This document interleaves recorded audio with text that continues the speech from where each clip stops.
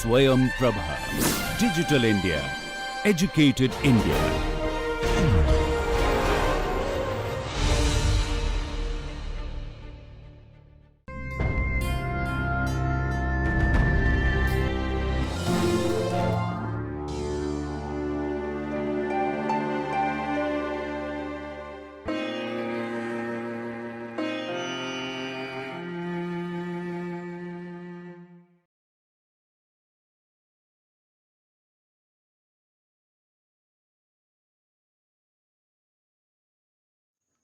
Hello students, this is Professor Ravin Zugade from Department of Chemistry, Rashtrasant Tukadoji Maharaj Nagpur University, and we were discussing about coordination chemistry, that is the chemistry of the complexes.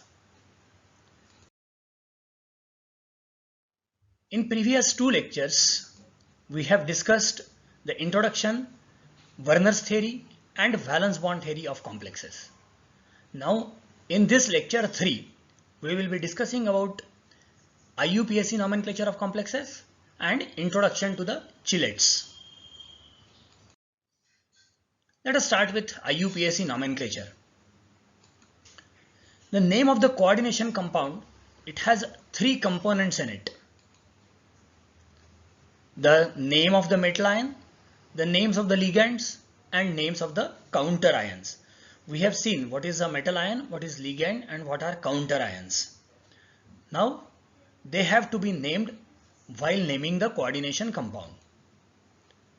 As per normal convention, we know that the cation is named first followed by the anion. For example, when we see NaCl, we say it is sodium chloride. Sodium is the cation and chloride is the anion. Similarly, if we have MgOH2, we call it as magnesium hydroxide. Magnesium is the cation and hydroxide is the anion. So cation will come first followed by the anion. Similar convention is used while naming the coordination compounds. So cation first followed by the anion. Now out of that, the complex ion can be cation or complex ion can be anion or complex ion can be both. Now if complex ion is cation, then the counter ion is anion, and if the complex ion is anion, the counter ion is cation. And in some of the complexes, we will find that the cation as well as anion, both of them are the complex ions. Now, how to name the complex ion? The name of the complex ion consists of three components. The first component is number and names of the ligands.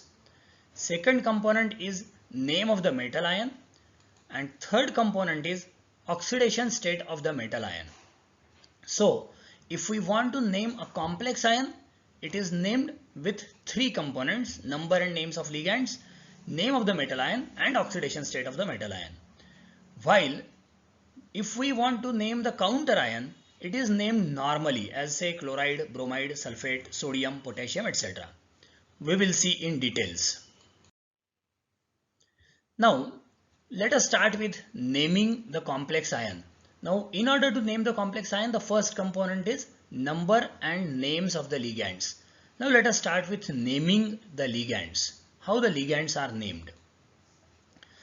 If the ligand is negatively charged, its name will end with O. For example, if we have chloride as a ligand, then it will be named as chlorido. Bromide as a ligand will be named as bromido. Iodide as a ligand will be named as iodo. Hydroxo, cyano or cyanido. If it is cyanide ion, it can be named as cyano or cyanido. Both of these names are allowed. H negative, if it is acting as a ligand, then it is denoted by hydrido. We know that if hydride or hydrogen is attached with more electropositive metal, then it exists in negative oxidation state. In that case, it will be called as a hydride ion, and such ligand will be named as hydrido. If it is a carbonate ligand, it is named as carbonato, thiocyanato, isothiocyanato, oxo, sulfido, sulfato, imido, nitrito N and nitrito O. Now we know that this nitrite ion is a ambidentate ligand, and since it is ambidentate ligand, it can bond through nitrogen as well as oxygen. If the bonding is through nitrogen, it will be called as nitrito N, and if the bonding is through oxygen, it will be called as nitrito O. So this is how the negative ligands are named. How neutral ligands are named? The neutral ligands have specific names. We know that many ligands are neutral in nature. We will see a few examples, like if H2O is acting as a ligand, it is denoted by a name aqua. Previously it was named aquo, but since the name was ending with O, it gives the appearance that it is a negative ligand. That's why the name has been now changed to aqua. So H2O is named as aqua, NH3 as amine, CO as carbonyl, NO as nitrosyl, C6H5 will be called as a phenyl ligand, C5H5N is a pyridyl ligand denoted by PY. There is a bidentate ligand NH2, CH2, CH2, NH2, which we call as ethylene diamine. So it is named either as ethylene diamine, or in IUPAC nomenclature it should be named as ethane 1,2-diamine, and it is represented by symbol En in short. These are the neutral ligands. Now if the ligand is positively charged, now in some cases there are a very few cases where the ligand can exist in a positively charged ligand. In that case its name end with IUM. For example, if NO positive is acting as a ligand, the name will be nitrosonium. If hydrazine ion in the form of NH2 NH3 positive, it will be named as hydrazinium. NO2 with a positive charge will be named as nitronium. So these are the names of positive ligands. Now the second part in the names of the ligand is the number of ligands. Now the number of ligands, if same ligand is appearing multiple times, then the number is represented by prefix like di, tri, tetra, penta, hexa, etc. For example, if you have chloride ligand appearing 2 times, then it will be called as dichlorido. If you have amine ligand appearing 3 times, then it will be called as triamine, and so on. If the ligand's name itself contains di, tri, tetra, then in that case the number of such ligand is denoted by bis, tris, tetrakis, etc. Let us take an example. If you have ethylene diamine as a ligand, or we call it as a ethane 1,2-diamine. Now if it is appearing 2 times, now the name of the ligand itself contains diamine. Now number of such ligands is represented by bis, and the name of the ligand is put in bracket. So this will be named as bis ethane 1,2-diamine. If the ligand is a bridged ligand, then the symbol mu is used as a prefix. For example, if you have amido ligand bridging 2 metal ions, then it will be represented as mu amido or mu imido. If imido ligand is there, then mu imido. If nitrito ligand is acting as a bridging ligand, it is represented by mu nitrito, and so on. Then the next component is ordering ligands. If you have different ligands associated with the same metal ion, then they should be ordered in a alphabetical order. Let us take an example. And when we have their names, the names should be considered and not the number. For example, if we have dichlorido, then the name chlorido should be considered for considering the alphabet and not the di. So this C should be considered. For example, secondly, if you have triamine, then amine A will be considered for considering the alphabet. Tetrabromido, so bromido B will be considered for alphabetical ordering and not T of the tetra. So number is not considered, but the name of the ligand is considered for alphabetical ordering. Second component of the complex ion is name of the metal ion. Now how to name the metal ion?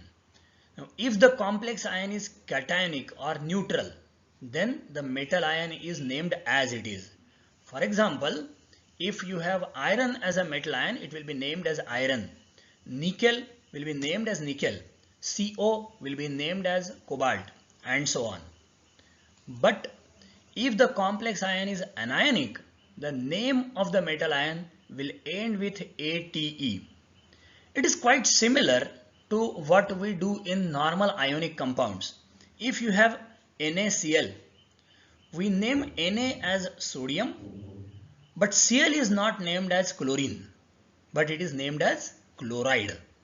Similarly, if the complex ion is cationic, the metal is named as it is, but if it is anionic, the name will end with ATE.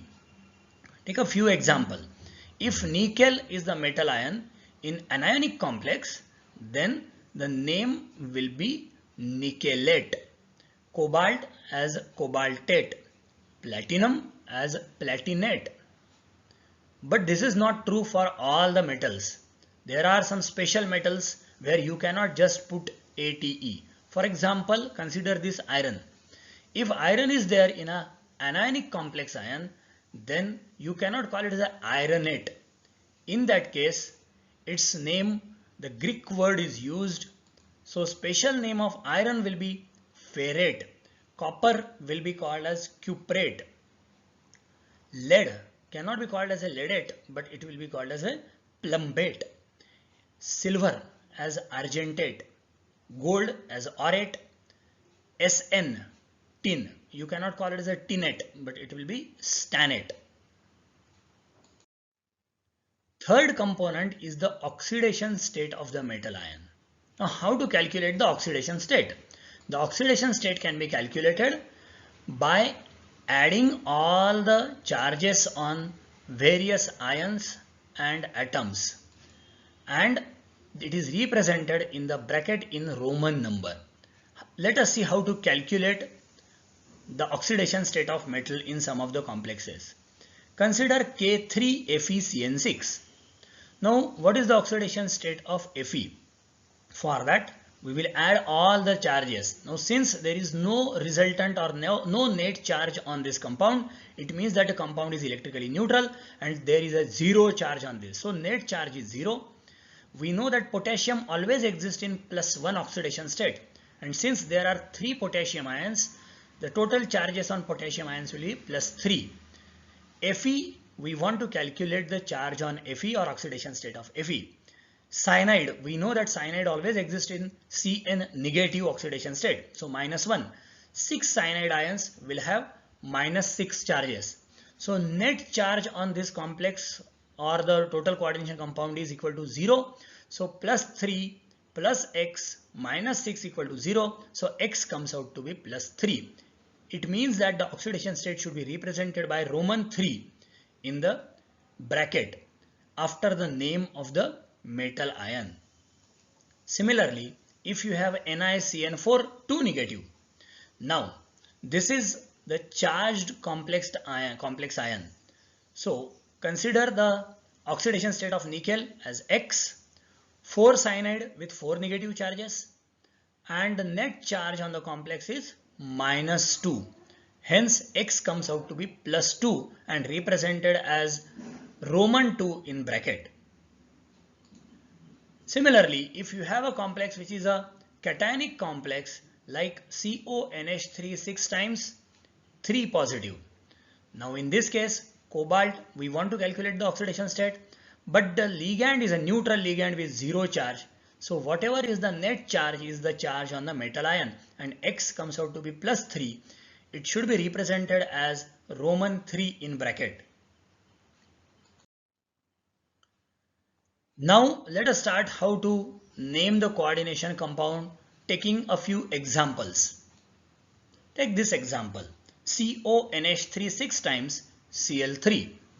Now we will split this coordination compound into two components, the cation part and the anion part.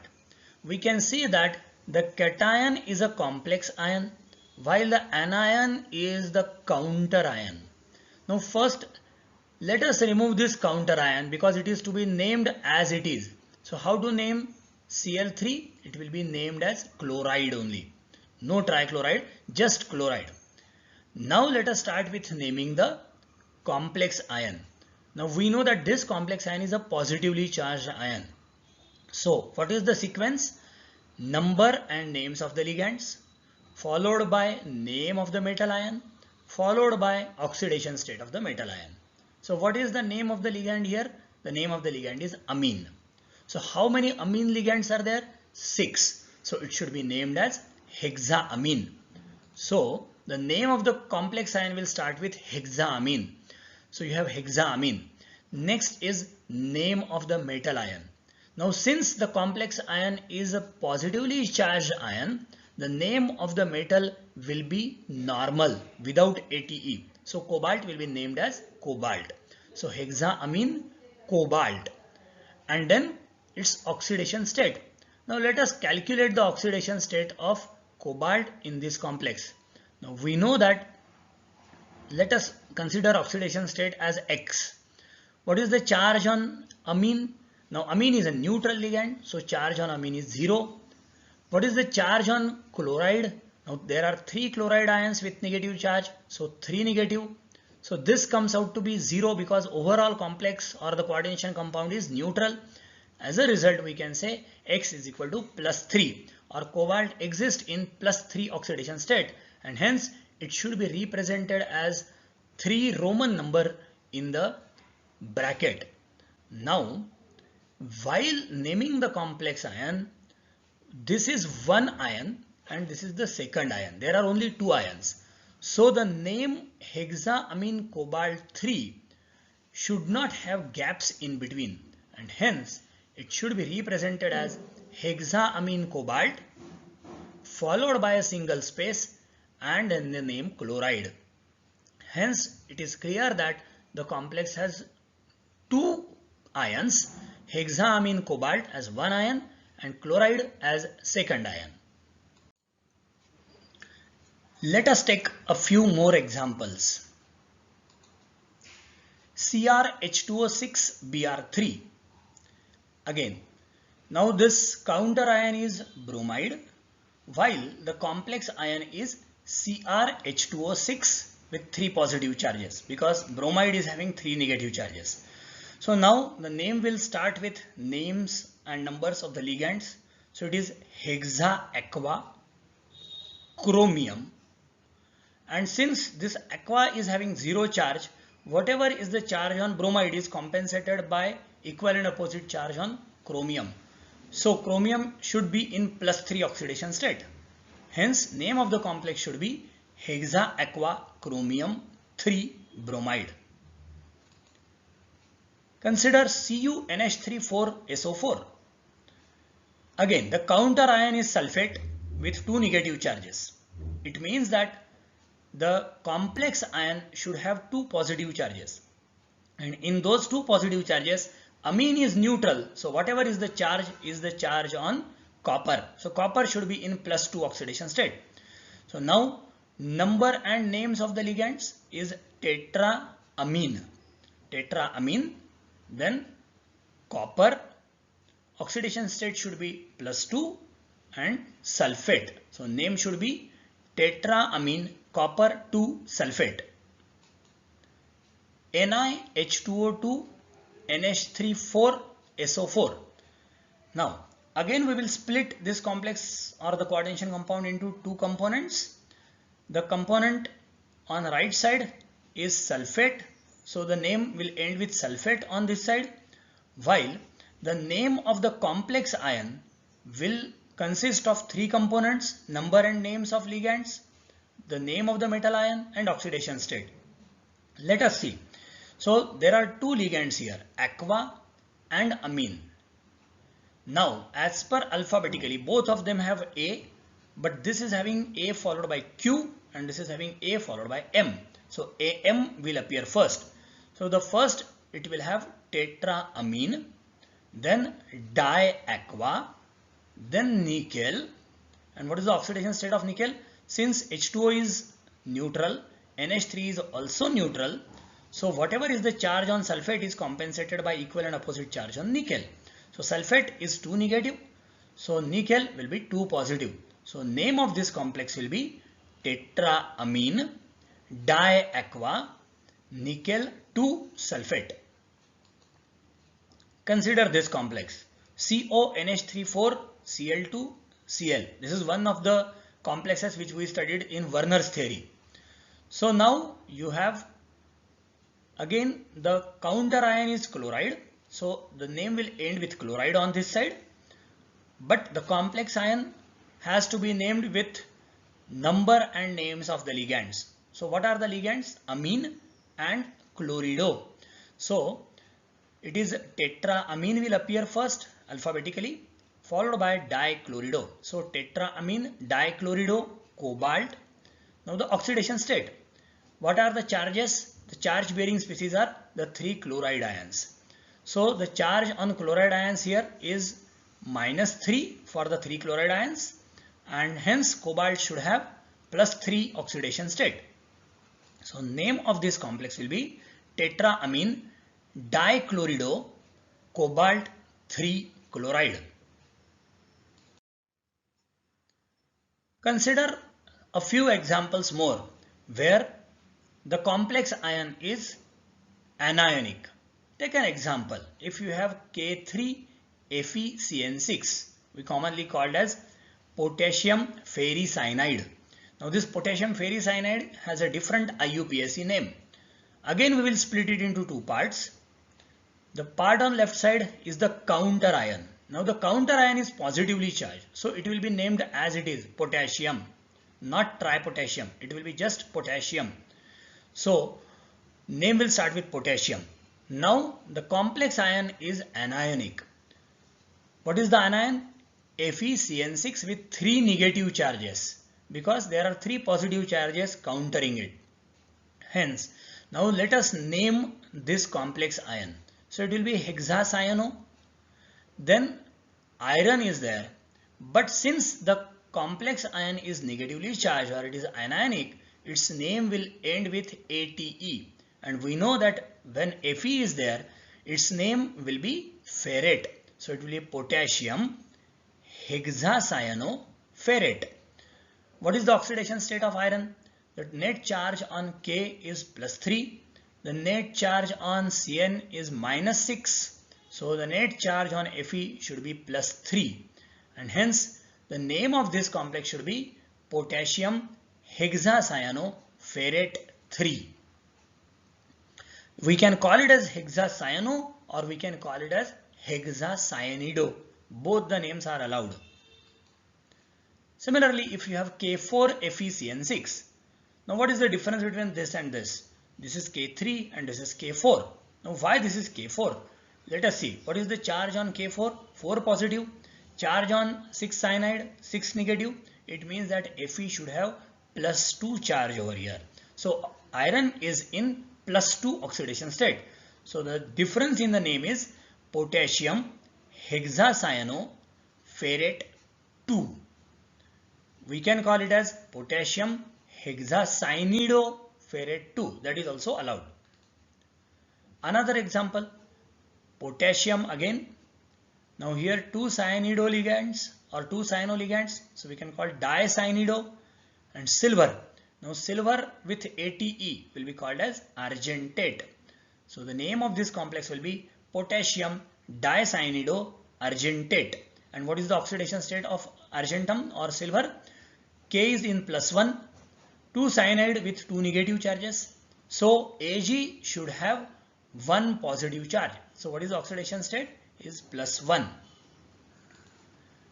K2HgCl4. This is potassium and name of this complex ion will be tetrachlorido mercurate. So it is potassium tetrachlorido mercurate with oxidation state +2, because 4 chloride is having 4 negative charges. 2 potassium will have 2 positive charges, so Hg should be in +2 oxidation state. One more example, K4MoCN8. Now this is potassium again. Naming the complex ion, starting with ligand. How many ligands are there? 8. So it will be octa cyanido molybdate. This is molybdenum. So name will end with ATE because this is a negatively charged complex ion. So potassium octacyanido molybdate. And what is the oxidation state of molybdenum? This is +4. This is -8. So what is remaining is +4. So this molybdenum should be in +4 oxidation state. So name of the complex will be potassium octacyanido molybdate 4. One more example, NaAuCN2. Now sodium, this is dicyanido and Au is gold. So its name to be end with ATE will be aurate. So name will be sodium dicyanido aurate, and oxidation state is +1 because 2 cyanide is having 2 negative charges and 1 sodium is having 1 positive charge. Let us see a few examples more. You have Na2SiF6 will be named as sodium hexafluoro or hexafluorido silicate. And what is the oxidation state of silicon? Silicon will be +4. PT NH3 twice Cl4. Now this is a neutral complex ion. There is no counter ion associated with it and there is no charge on it. So in this case you have 2 amine and 4 chlorido. And platinum, what is the oxidation state of platinum? Platinum oxidation state, since it is 4 chloride is having 4 negative charges, platinum should be in +4 oxidation state, so that the net charge on this coming out to be 0. Hence name of this complex will be diamine tetrachlorido platinum 4. It will not be platinate because it is a neutral complex. The ATE will appear only if the complex ion is bearing negative charge. CO NO2 3 times, NH3 3 times. It means that it is having 2 ligands, amine ligands, triamine and nitrito ligands, that is trinitrito. But nitrito is bonding through nitrogen. So name will be triamine trinitrito N. Nitrito N means bonding through nitrogen. Nitrito O means bonding through oxygen. So here the bonding is through nitrogen, so it will be called as trinitrito N cobalt 3. LiAlH4. Now here the counter ion is lithium, complex ion is AlH4 with a negative charge. It means that its name will end with ATE. So this is lithium.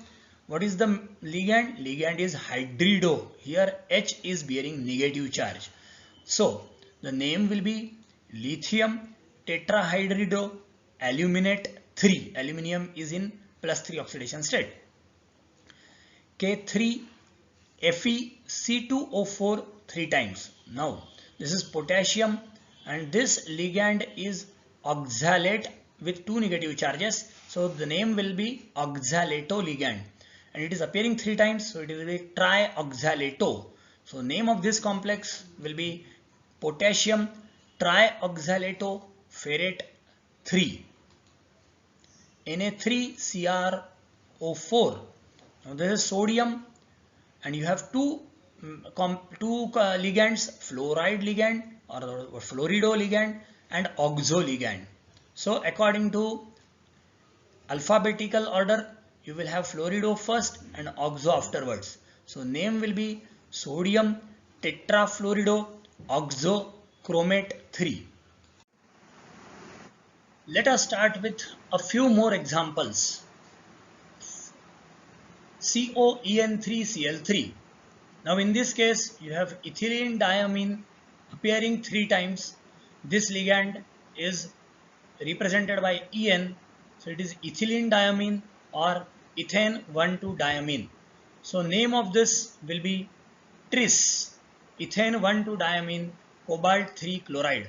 Now why tris? Because the name of the ligand itself contains di, and so the number of such ligands will be represented as bis, tris, tetrakis, etc. Similarly, if you have PTEN2Cl4, so you have two types of ligands, ethylene diamine or ethane 1,2-diamine and chlorido ligands. Going alphabetically, we get tetrachlorido, bis, ethane 1,2-diamine, platinum 4. Na2, Pt, Br, Cl, NO2, NH3. You will find there are 4 different ligands associated with platinum, and the counter ion is sodium. Now these are to be named in alphabetical order. So names will appear as sodium, then amine, then bromido, then chlorido, then nitrito N, and followed by the name of the metal ion platinate with oxidation state +2. CrNH36COCN6. This is again an interesting complex. You will find both the positive ion as well as negative ion, they are complex ions. And since both of them are complex ions, the name will be something like this. So you have initially the name of the positive ion or name of the cation, hexaamine chromium 3, followed by name of the counter ion. The counter ion is also the complex ion. So name of this will be hexacyano or hexacyanido cobaltate 3. Now, this is all about the naming coordination compounds. But if we have given only complex ion, then how to name the complex ion? Take a few examples.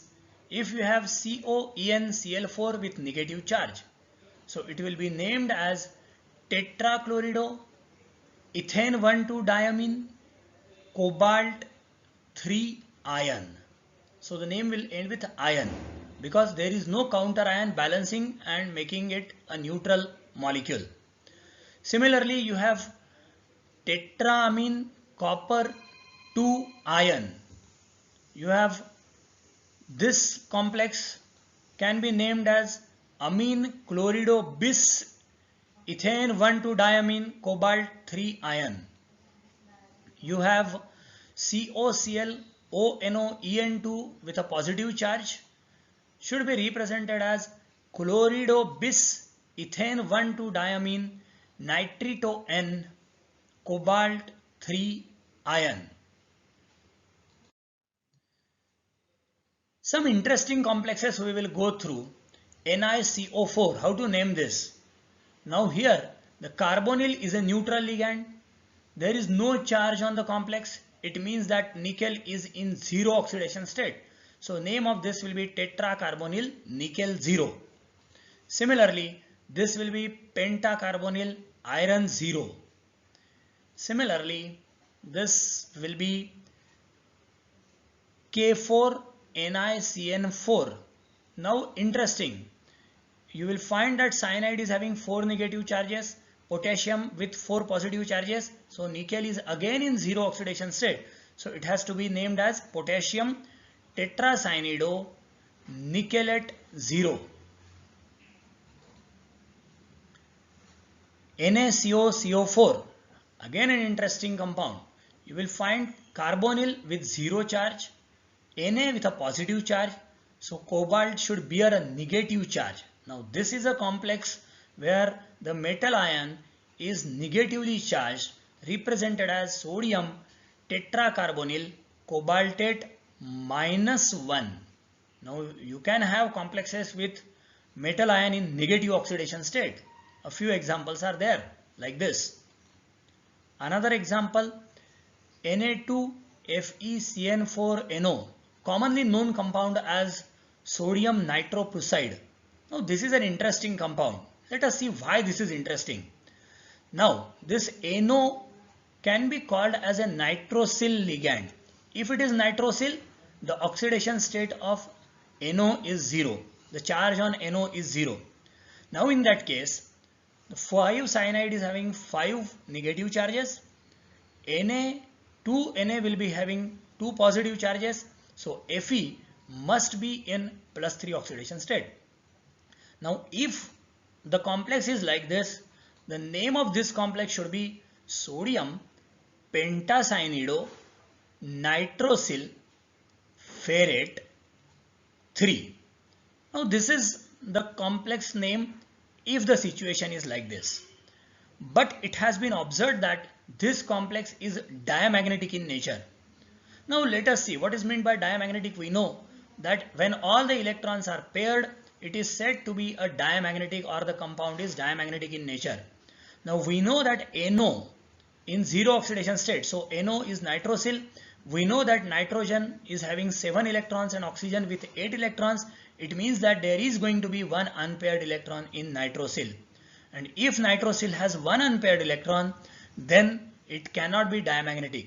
Similarly, Fe in +3 oxidation state has one unpaired electron because it is a D5 system, and D5 all the electrons cannot be paired.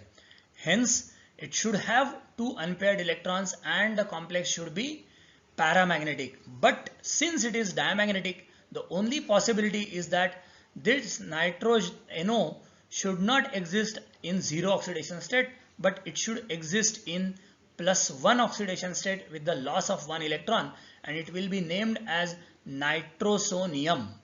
Similarly, Fe in +2 oxidation state should be there so that it is a D6 system which is diamagnetic in nature.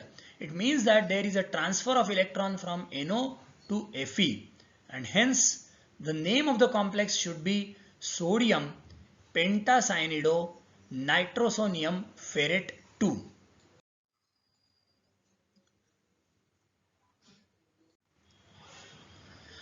This is another complex where the NH2, that is a amido ligand, is acting as a bridging ligand. Now this should be named as mu amido. Mu is bridging ligand, so it is a mu amido bis. 2 times the same species appearing here. So bis, what is the species? It is pentaamine cobalt 3. So bis pentaamine cobalt 3, and the counter ion is nitrate. So it will be named as mu amido bis pentaamine cobalt 3 nitrate. Again, this is one more complex where there are 3 bridging ligands carbonyl. Hence, it should be named as tri-mu carbonyl bis tricarbonyl iron 0. You will find that both the Fe are in zero oxidation state because the net charge on the complex is 0 and all the carbonyl ligands are neutral ligands. Okay, now let us discuss something about different types of complex called as chelates. Now what are chelates? Chelates are nothing but the cyclic complexes formed by multidentate ligands. Now what are multidentate ligands? We know that ligands we have classified as monodentate, bidentate, tridentate, etc. So if a normal complex is there where monodentate ligands are attached to it, it is called as a complex or normal complex. But if there are multidentate or bidentate and higher dentate ligands, like we can see this is a ethylene diamine or ethane 1,2-diamine ligand. There are 3 ethylene diamine ligands forming complex with Ni2 positive. So such cyclic complex appears something like this. You can see these are 3 crabs and these are the crabs' claws, and these crabs are holding the metal ion with their claws, and so such type of crabs' claws are called as chelates, and hence such type of cyclic complexes are named as chelates.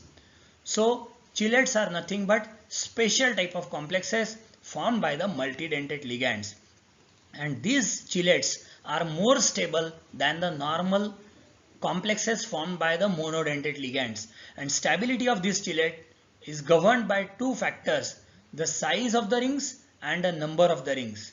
more is the number of rings and higher is the size of ring, more stable is the chelate. So chelates are more stable and stability is governed by these two factors. So we can say 3-membered rings are less stable than 4-membered rings, and 5-membered rings are more stable than 4-membered rings, and so on. Let us discuss the classification of these chelates. Now, depending on the density of the chelating ligands, we can classify the chelate based on bidentate, tridentate, tetradentate and polydentate type of chelates. So, chelates with bidentate ligands can be further classified as if the two chelating groups are coordinating. So they are acting as coordinating groups. So they are forming coordinate bonds with the metal ion. So this ethylene diamine is forming two bonds with copper and both of them are coordinating groups. Now out of the two groups in a bidentate ligand, one is a coordinating group and one is an acidic group which is formed by loss of proton from COOH group. So it is COO negative. It is one acidic group and one coordinating group forming a complex with central metal ion copper. There is a possibility that both of them are acidic group like in oxalate. So this type of complex is with two acidic groups. So this is a chelate with two acidic group. So now bidentate ligands can have two coordinating groups or one acidic and one coordinating group or two acidic groups. You can have a complex with or the chelate with tridentate ligands. Again they can be classified as three coordinating groups, two coordinating and one acidic group, two acidic and one coordinating group, or all the three acidic groups bonding through oxygen. Similarly, we can have chelates with quadridentate ligand where four bonds are formed by the same ligand molecule with the metal ion. There can be quadridentate ligand with all of them as coordinating groups or some coordinating and some acidic groups. This is a chelate, interesting chelate formed by a hexadentate ligand EDTA, ethylene diamine tetraacetic acid. Now this is a hexadentate ligand forming 6 bonds with the same metal ion.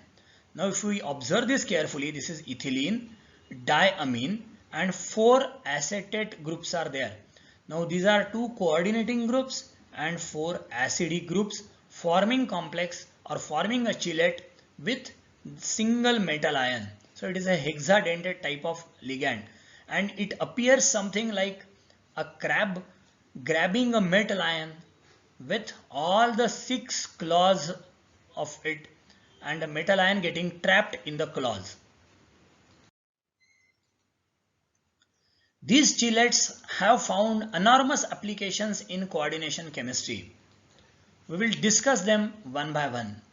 Chelates have been used in chemical analysis. We know that there are two types of analysis, qualitative analysis and quantitative analysis. And chelates are being used in the detection as well as determination. That is qualitative as well as quantitative analysis in analytical chemistry. Let us take a few examples. In inorganic qualitative analysis, we know that we carry out inorganic qualitative analysis called as the radical detection or semi-micro type of qualitative analysis. In that we detect the acidic radicals as well as basic radicals. The most interesting compound or most interesting type of ion test we carry out is with nickel. And we know that nickel forms a beautiful scarlet red complex or beautiful rose red colored complex with a ligand called as dimethyl glyoxime. Now this dimethyl glyoxime is a bidentate ligand, forms complex with nickel, and this complex is beautiful rose red colored complex, and this test acts as a test for detection of nickel radicals in inorganic qualitative analysis. So this chelate is being used in the qualitative detection of nickel radical in a mixture or in a given compound. Also, we know that in case of quantitative analysis, we carry out precipitation of various metal ions, and the precipitate is filtered, dried and weighed, and from the weight of the complex or weight of the compound, we can determine the amount of a particular species present in the solution. Now, we can use various complexing agent as precipitant. These are coumarin derivative and the species having similar structure as that of coumarin, and they have been used for precipitation of various metal ions from the solution, and they are used as precipitant. Similarly, this dimethyl glyoxime, just now we have discussed about it, dimethyl glyoxime also acts as a precipitating agent for nickel, and then this precipitate can be filtered, dried and weighed to carry out the quantitative analysis gravimetrically. Some of the chelating agents are used as masking agent. Now this masking is a beautiful phenomena. If you have a mixture of ions and you want to determine a particular ion present in it in the presence of other ions, then you can mask the other ions, or you can mask a specific ion in the solution itself, so that the masked ion should not undergo the chemical reaction. Even if it remains in the solution, it is masked by the masking agent. And the common masking agents are tartarate for various metal ions present in the solution like aluminium, barium, bismuth, calcium, cerium. So all of these will be masked if you add tartarate. So if these ions are present in the solution and you want to determine some ion like nickel in the solution, in the presence of all of these, if you add tartarate, this will be masked and they will not undergo reaction with the species which you are adding, which will undergo reaction only with nickel. Similarly, oxalate is used for masking these ions like aluminium, iron, manganese, magnesium, tin, etc. Thioglycolic acid is another interesting masking agent used to complexate various ions like copper, iron, tin, etc. Various chelates are playing very important role in spectrophotometric analysis. This is a very beautiful complex formed by Fe2 positive with 110 phenanthroline. Now this 110 phenanthroline is a reagent which is used for quantitative estimation of Fe2 plus ion present in various water bodies or various solutions. Now this is a bidentate ligand forming a chelate with Fe2 positive and having a beautiful rose red color. Various chelating agents or multidentate ligands are used as extractant in solvent extraction process.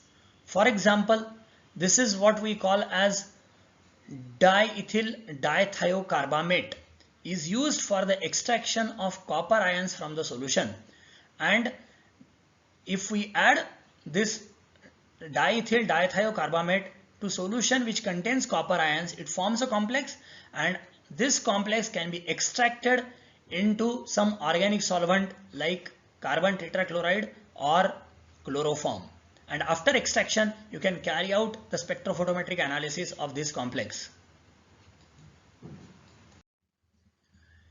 Chelates are finding their applications even in industries. We know the phenomena of softening of water. We know that if water contains higher concentrations of calcium and magnesium, the water is considered as hard water. Now it is not preferable to use hard water for various purposes, including drinking as well as in boilers and for laundry purpose. So it's always preferable to remove the hardness of water, called as the softening of water process. But when you carry out softening of water, the minerals, which are important minerals, calcium and magnesium, are removed from the water body. If we want to soften the water without removing the minerals, the best method is to add some chelating agent.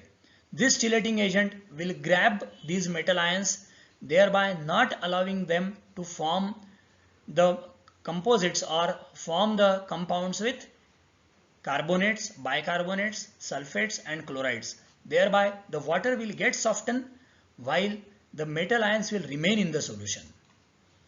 Another important application is in the pharmaceutical industry. We know that various pharmaceutical compounds contain chelates. Why the chelates are used? Because we know that there are toxicity because of heavy metals like arsenic, cadmium, mercury. They have a tendency to show toxicity if they are consumed in in our body. So if we consume these heavy metals, then in order to remove their toxicity, the complexing agent or chelating agent like dimercaprol or EDTA, they are used in medicines or pharmaceutical compounds. What these do? They carry out complexation and form chelates with these metal ions, and as a result these metal ions do not cause toxicity in our body and they are excreted out of the body. Some of the chelates, they play important role in paint industry because we know that complexes are generally colored in nature, and if we are having chelates, then certain chelates like this shown in this diagram has a beautiful magenta color and it is used as a magenta color pigment.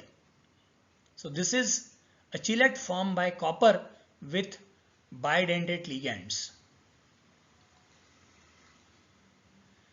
Certain chelating agents are used as food preservatives. We know that if the food contains some metallic species, the metals will act as catalyst for various reactions, and so the degradation of food will take place. In order to remove the degradation of food, the metal is complexed with some chelating ligands, and as a result the food gets preserved. Not only this, but the chelates are finding their applications even in biological system. We know that we cannot survive without a species called as chlorophyll, which is an important pigment in plants, and this is responsible for generation of food by the plants. Now this green pigment is having this particular type of structure. Now if we observe carefully, there is a magnesium ion present at the center of a ring called as a porphyrin ring, and this magnesium ion is complexed in the form of a chelate by using the tetradentate type of ligand, which is a porphyrin ring associated with 4 nitrogen atoms present in the porphyrin ring. Now this plays very important role in biological system. So chelates are important in biological systems also. Another important chelate which is a hemoglobin. Now hemoglobin consists of two components, the globin part and a heme group.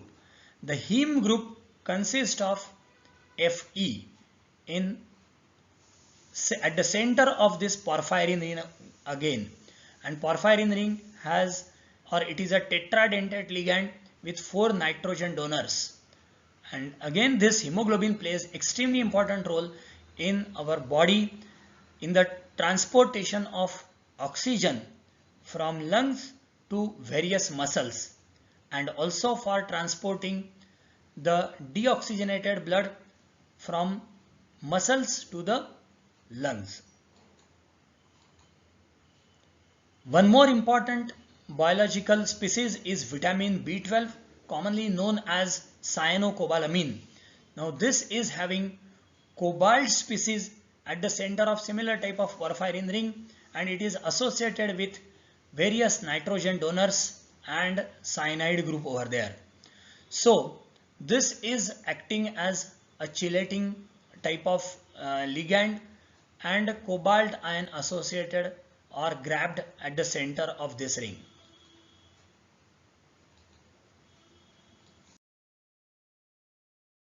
This is all about this particular lecture. Remaining part we will continue in lecture 4, and we are left with only now the isomerism in complexes that we will discuss in lecture 4. So in this lecture we have discussed the IUPAC nomenclature of the complexes and the chelates and their applications. Thank you very much.